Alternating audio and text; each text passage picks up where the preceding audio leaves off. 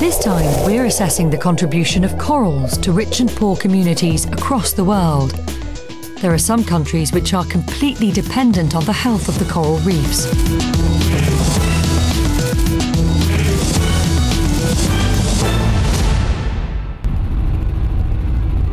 This is a nation where coral is the only cash point. This is the Maldives, an archipelago in the Indian Ocean encompassing over 1,000 small islands.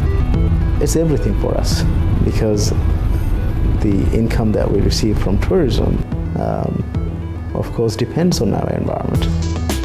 Fisheries also depends on our environment. So I think you cannot separate any economic activity in Maldives from its environment. The corals not only support the island's economy, the billions of calcified skeletons of tiny coral polyps quite literally provide the living space for all inhabitants. Without the coral, there would be no islands and no islanders. Coral reefs are actually very important for the Maldives because they are the sort of the building basis for the islands itself. So if you remove them, you remove structural integrity, their ability to absorb wave energy, the energy that comes up washes and can create and wash away the shorelines themselves. So for Maldive islanders, a threat to coral and to their coral reefs is a threat to their nation's very existence, a fact amply illustrated when the islanders began mining coral for building materials. The Maldives has the fastest growing economy in Asia, and for 20 years this has fueled a building boom. Importing rubble for building is expensive, so the islanders turned to the only local resource they had, coral. Land is at a premium in the Maldives. Even the island's capital city, Malé, is only 2 kilometers across at its widest point. So when building material was needed, the inhabitants dug out the only other place it could be found, the reef. Millions of tons were excavated and crushed for building material. We have very little resource locally available, so the local people have no other option but rather go on coral mining. Because of that, the natural protection these corals give to the coastal areas is lost, and then there's more wave energy, and then as a consequence there's erosion, which is a huge problem in small islands itself. To make matters worse, a land reclamation project on Malé Island filled in the island's inner lagoon right out to the reef's edge. Malé's barrier reefs were gone. In 1987 there was a tidal surge which is related to a storm that generated in the Western Australian area, and then the whole reclaimed area was flooded, and then many of the areas of the reclaimed or sediments from the reclaimed area was lost. The government has now banned coral mining and been forced to replace the coral reefs with artificial concrete walls, a cost not factored in when the reefs were originally destroyed for the construction. The concrete wall was built around Malé, which indirectly sort of costs per linear meter, it costs over $10,000. So the total project cost about $14 million for the Malé coastal protection works.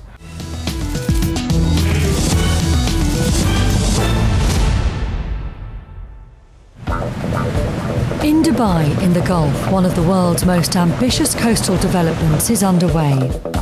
The coastline is being remodelled with more than 185 square kilometres of new seafront property created. Reclaimed for luxury living, it's projected to be worth more than $30 billion.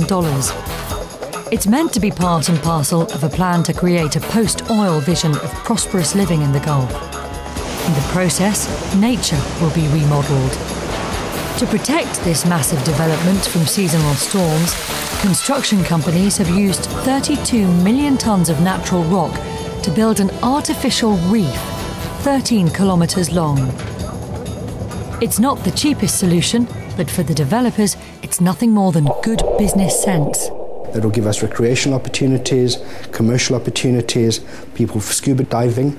It'll also give us opportunities to have stable breakwaters and it starts giving us a community. So it's a win-win-win when you look in a long-term vision of 20 years. With all the billions of dollars to be made from reefs, having to wait for them to grow at their own pace costs money. In the Maldives, they've experimented with installing an electric reef.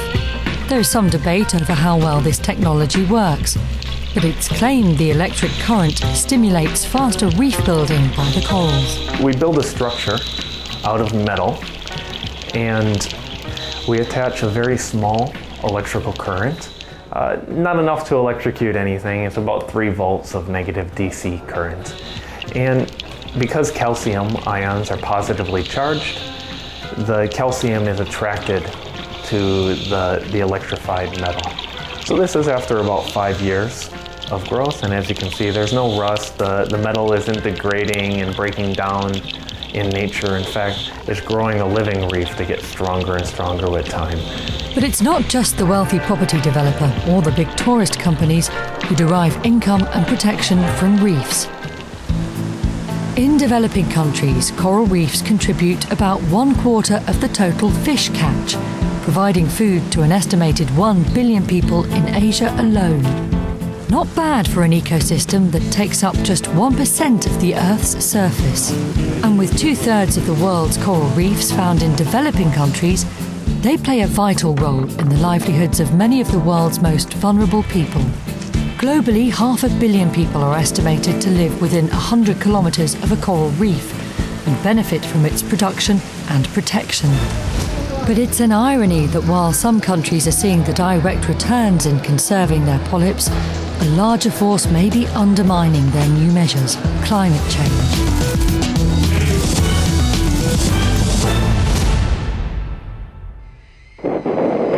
As the Earth warms through climate change, sea ice and glaciers at the Earth's poles are melting, contributing to a rise in sea levels. Scientists with the International Panel on Climate Change estimate that sometime in the next century, sea levels could rise by up to 1 metre above present levels. Here in the Maldives, we don't have any factories or mass pollution. I would say we are being punished for a crime that we did not commit. The Maldives is the lowest lying country in the world, with nowhere more than 1 metre above sea level. They now find themselves on the front line, quite literally, of a rising tide. And since Maldives is a very low-lying nation, and we may be the very first country that may be affected by sea level rise, for us, even 1 degree rise in the sea temperature is fatal. Rising temperatures are affecting more than sea levels. In 1998, a rise in sea temperature during an El Niño event killed off between 70 and 90% of all the corals found in the Maldives. As they die, the corals expel the symbiotic algae that give them their distinctive colours, a phenomenon known as coral bleaching. There was nothing here, even in banyan tree here, there was hardly any live piece of coral here. As a result of that, the tourism went down. Very few people came here. I would say about between 50 to 70% of our income went down. This was the result of the coral reef dying. The really bad news for the planet is that a warming, rising sea may be the least of our problems when it comes to the impact of greenhouse gas build-up in our atmosphere. The oceans naturally absorb CO2, but with CO2 levels increasing, the pH level of saltwater drops. This change has the effect of dissolving the hard shells of calcifying organisms, such as crabs, shellfish and corals. The process has become known as ocean acidification. The terrestrial equivalent really is, the impacts that acid rain would have on some of the statues that you would see within Europe. It's the same sort of thing. Through time, this acid rain is affecting the statues, and so you see them slowly erode. Over the geological era, without calcification, there would be no limestone and no chalk. The immediate impact is the already stressed coral polyps struggle to survive. And no polyps, no reefs. corals won't be able to really make their skeletons. Trouble is, it's like you've then got the whole reef ecosystem just effectively disappearing, because it's actually the structure of the corals, it's actually their skeletons which are providing the sea defense, providing the sands which protect beaches. We are changing the global environment at such a rate. Can coral reefs adapt to that rate of change? They've gone through massive changes in sea level rise, global temperatures through millions of years, but not at the rate at which we're changing the environment. The last word on Nature Inc. goes to the business leaders and decision makers who see a green route to profit. This week we hear from a leading entrepreneur and head of the Virgin Empire. We urgently need the governments to ratify a radical treaty which, makes companies like Virgin Atlantic, an airline, pay for its use of the skies, and then to use that money that they get from taxing the dirty companies in protecting the rainforest. And it's not only corals that are under threat from global warming, it's entire economies. In the next episode of Nature Inc., we go to Peru and Bolivia, countries on the front line of climate change, to see the damage caused to nature's services and ask who will pay the price.